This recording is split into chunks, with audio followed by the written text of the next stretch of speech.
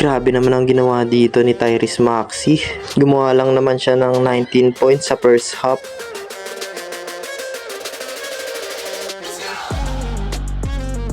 Kalaban niya pala nila dito ang Boston Celtics.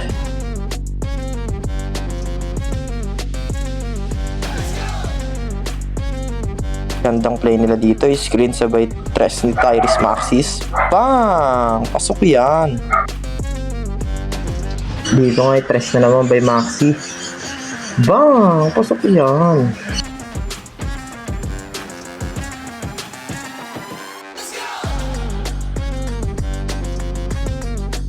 Dito naman ay pull up dyan ni Maxey. Bang! Pasok na naman yan. Dito nga ibantay niya si Tatum, maginulangan. Bang! Pasok na naman yan. Napakagulang.